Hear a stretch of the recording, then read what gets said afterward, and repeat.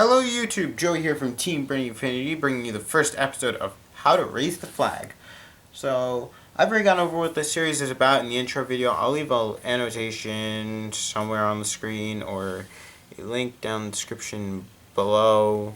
I don't know, or both. Somewhere that you can find it if you don't know what this is about. But for all of you who do know what this is about, the first episode, as it says in the title, is supplies.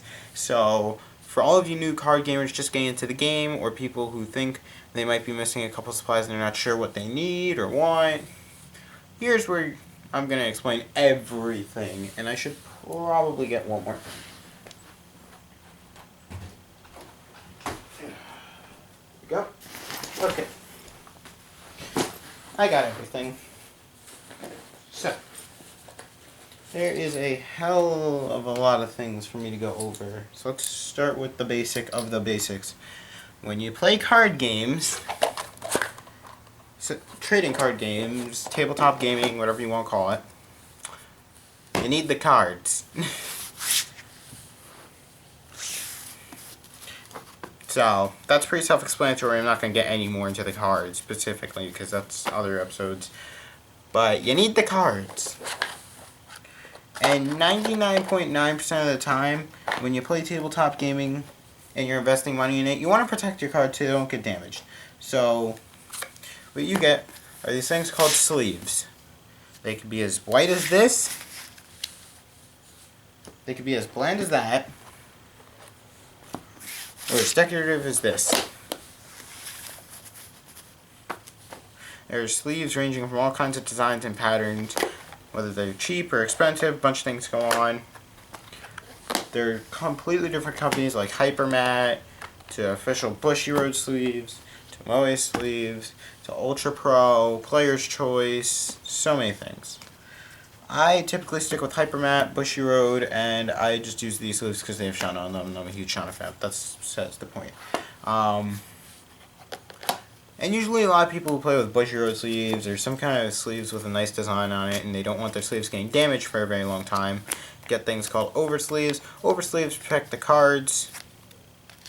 And generally sleeves, like regular sleeves, cost like a pack of Hypermats $8 to $10. You get 80 sleeves.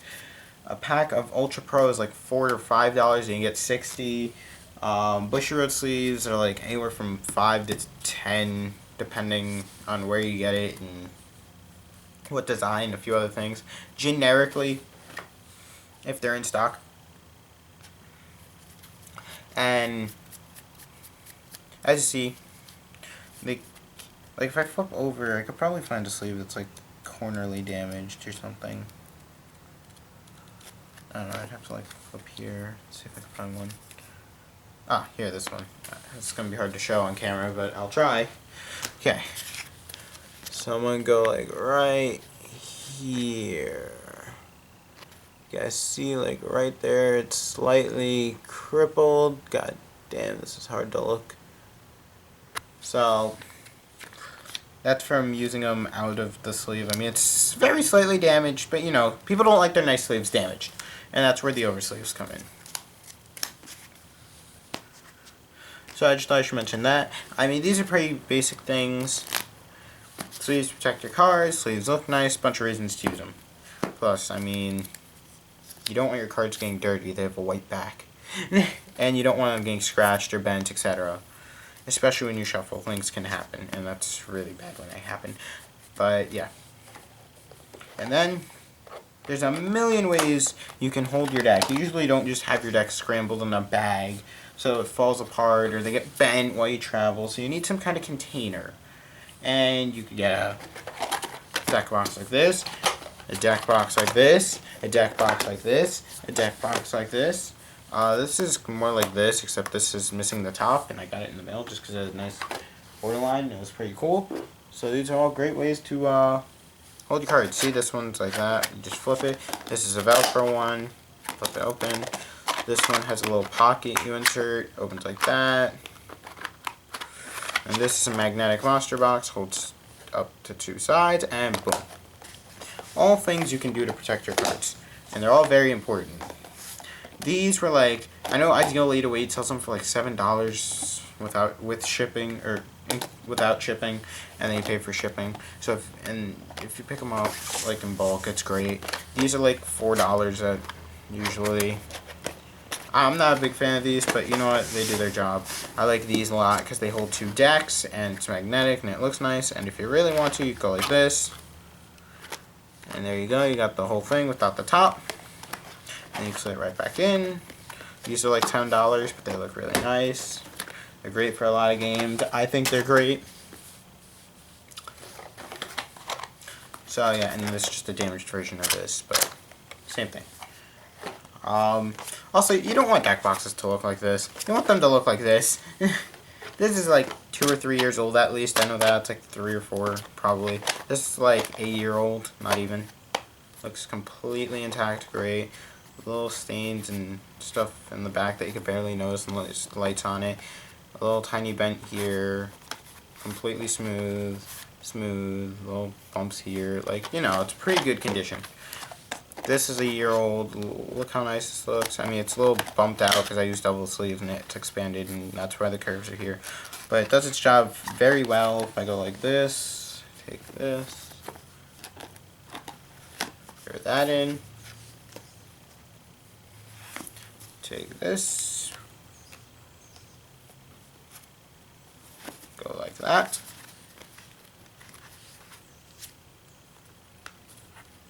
And my cards are in great condition. Boom, done. The box isn't damaged, the cards are in great condition, and they're protected. Protected. This, pop up open, take out your stuff, and you're done. So yeah, very important to have things to protect your cards. Bushiroad usually gives these away at events, depending. Sometimes they'll have these at events, sometimes they'll be at like local sneak peeks. I know Vanguard had a few, like set 11 for Vanguard had the Tetra Drive, the Armor Break, and a couple other things, but you know, you get the point. It's just a box. I know you can get them online too. Buddyfight Manga Volume 1 had it, because it was like the intro. Had all the rules on, so that was kind of cool actually. I still want one of those, but yeah, it's like a bunch of ways to get these kind of boxes, and they're really useful. So, you need that. And then, so that's it for deck boxes. That's it for basically card protection. And I should probably just demonstrate how to use the sleeve, even though I guarantee you 99% of you know how to do this. Just take a card from, okay, this is not what I want, sleeve. Take the card from here. Oh look, I'm building Legend. Well, perfect. We'll take 9-inch sheet. So, take a sleeve. Pick this one because they're all the same. So, you take the sleeve, take the card. You're going to very slightly and gently press on the opposite side so it goes like this. You're going to put the card in the top where the space is open.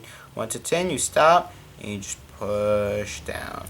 And then when it's right on the borderline, you open it a tiny bit, press the card down, you press down one more time, and very nicely sleeved. Nothing's damaged, card's protected. And if you want to be crazy about how to double sleeve in like a super protective fashion, I'm just going to do something really quickly. I'm going to take this out, take this out. Okay, so do the same thing, card, sorry, sleeve, put it upside down, boom. Now the bottom's here, can't even fall out. I don't like this that much, because then I feel the bottom of the sleeve here, and it kind of annoys me. I like it like that, but that's me. So yeah, I mean there's a bunch of ways you could double sleeve and whatnot. I've seen a guy with quadruple sleeve, please don't do that, that's horrifically scary. Shuffling, and God, that's a lot of money, and there's a bunch of reasons you shouldn't do it. Plus, events don't let you have more than double sleeves if they allow you to double sleeve. So, beware of that.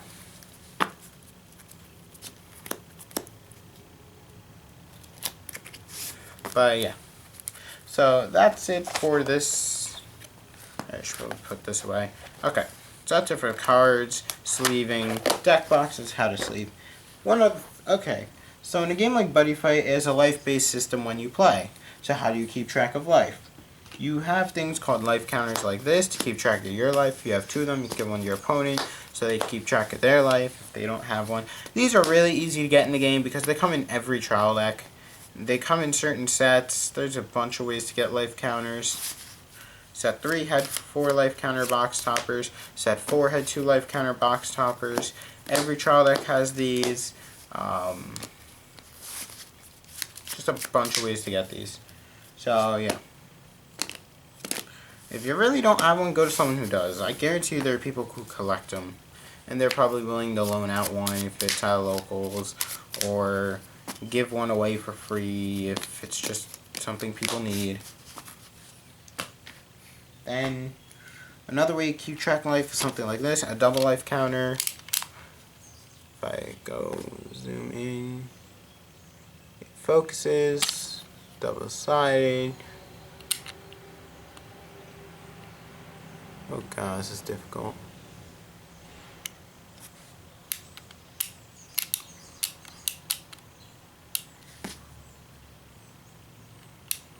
I'm sorry, it's just like...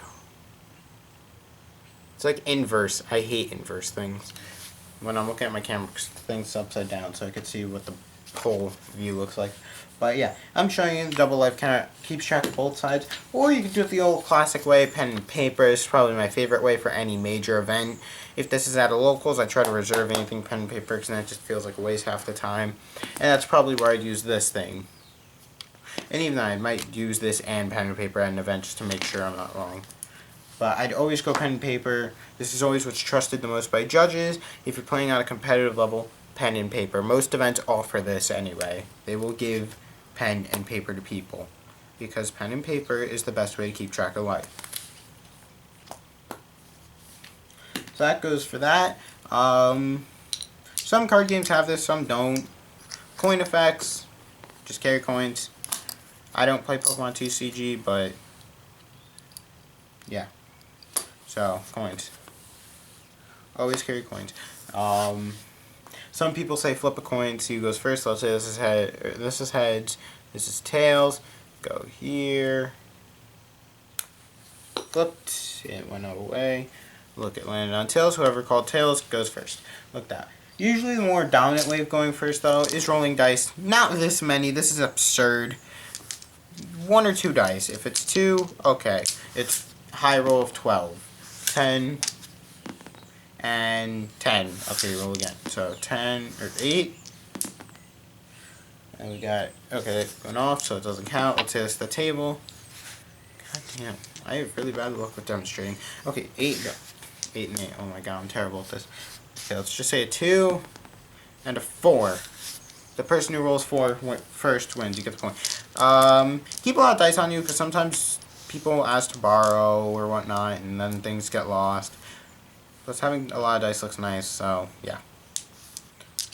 Plus, I like the way some of my dice look, so I just like keep a lot. Also, get ones with rounded edges like these. Don't pull one out of your Monopoly game like this because at least, like, I mean, if you don't have anything, it's not bad. But look, it just bounces off. While this one just glides smoothly and changes numbers very easily. These are definitely the more popular dice in tabletop gaming, and that's why I use them. So that's dice and life counters. For some people who want to be have clean hands and whatnot at events, shaking a lot of hands. You're dealing with money when you play games sometimes because you could be selling and trading. Germs going everywhere for all those who like hand sanitizer or just something to clean your hands. It's very simple. You go like this. You get a tiny drop in your hand, and you do it like you're washing your hands. And there you go, it just kills the germs on your hands that got there from doing everything. So, hand sanitizer for those who want to keep their stuff clean. I'm pretty sure these are like 99 cents. And I've had this for like 3 months, and it's still 3/4 full. I mean, it shows how many events I go to. Not many, but I'd only use it like 2 or 3 times a day anyway. But it's just to keep yourself clean and hydrated. Because you don't know where people's hands have been, in all honesty. You know, it's not the wrong thing to do. And you're talking and exchanging money and whatnot. Money's the dirtiest thing on the planet. So, that's that. Storage. storage boxes, whether it be like this or a really big one. I don't have the big ones anymore. I used to. They held like 2,000 cards and it was great. But storage boxes, I could throw up to 4 deck boxes in here, or it's like 1,000. It's like 400 cards or something. So yeah. Close it. Done. This is a really old one, man. It's a year old and it's completely beat up. But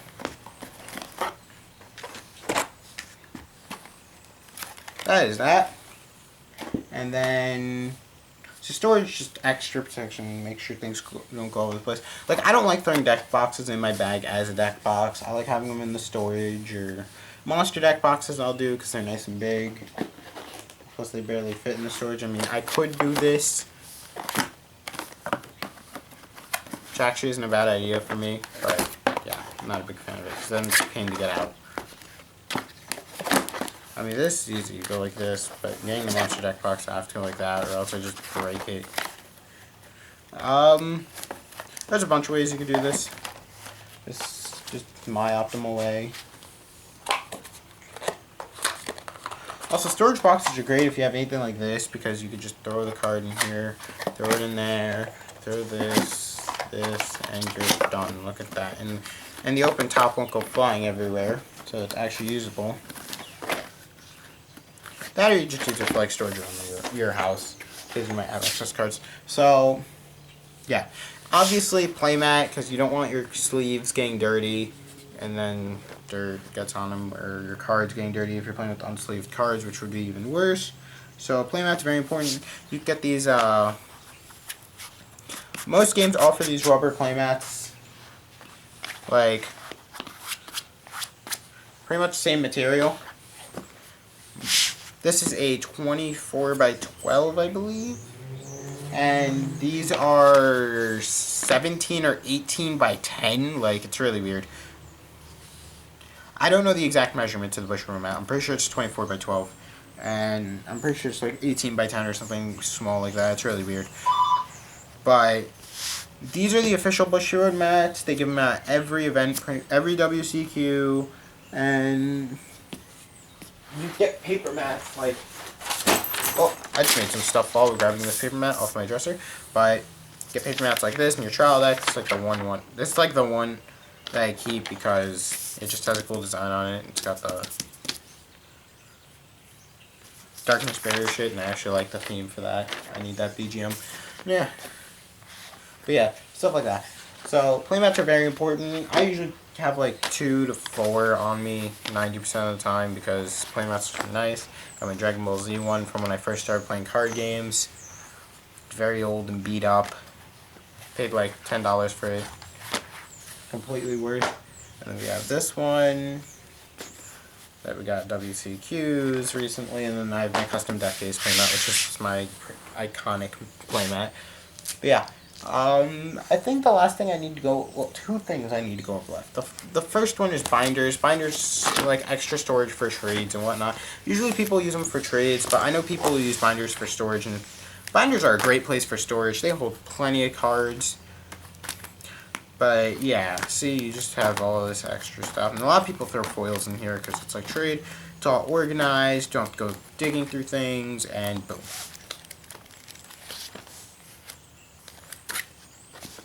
So yeah, that is that. And if you have a lot of trades, you could have 2 binders, and you could have them organized to whatever extent you want, and with whatever reason you want and method. So yeah, just showing you, binders hold plenty of cards, and plenty is no exaggeration. So yeah, binders are great. And the last thing you need, or you want to have at some event, is some kind of bag to hold everything in, because it would be weird if you see some guy walking into your card shop holding stuff like this. Yeah, I got my, oh no, my box fell. Yeah, no. Definitely don't want that. So 99, I mean, most of this is common logic to most people, but it's definitely important to go over, because some people do forget things at times. String bag, we got Springfest 2015 for Bushroad, says it right there. Look at that. Very nice, holds what it needs to, does its job. It's a great thing amongst a lot of players. I don't really use my string bag anymore because I carry a tripod, a camera bag, and all my stuff. And I don't think a string bag can hold all that because I don't necessarily have a small tripod. And the camera bag, and the 2 binders, and like a million deck boxes, and 3 playmats. So what I use is a messenger bag. And I'm an anime fan, so got the SA01. It's got pen, holds pens right here. I don't know, it's gonna hold pocket right here, storage right here, big thing right here, a little more right there. So plenty of room. This is like 15, or this is like 20 bucks if I remember right. I throw play mats back here, so I have a whole organization method. And then you got a handle if you want to hold it, and you got the strap if you want to carry it on your neck. Like you guys can't really see, and I'm not going to move the camera because it'll look weird. And also I'm in like pajamas, and I don't want to show myself in pajamas on camera right now. So yeah, it's pretty much all the supplies you need for tabletop gaming. Obviously, we're trying to focus on Future Card Buddyfight here, but I'm just using tabletop gaming because most games use the same supplies in one way or another. So yeah, hopefully you guys enjoyed the video. Sorry if this was a crazy long video. I don't know how long this was. I wasn't really paying attention at the time. So yeah, and the birds need to shut the hell up. Jesus, they are loud. But yeah, that's it. Hopefully you guys learned a bit. Like maybe the hand sanitizer is something most people don't do. Dual life counter is kind of cool. This is probably my favorite deck box. Storage boxes, obviously. Messenger bag's really neat. But yeah, if you guys have any questions or anything, leave it down in the comment section down below. If you guys have any suggestions for the next episode, also leave that in the comment section down below because I will do episodes on request. I will do episodes on a bunch of things. So yeah. Hopefully you guys are interested. Thank you for watching. Don't forget to like, comment, subscribe, and let's keep this series going. If you guys see an ad you like, click it. If you don't, leave it alone because ads you don't like suck. Thank you for watching. Joey from TBI signing out. Peace.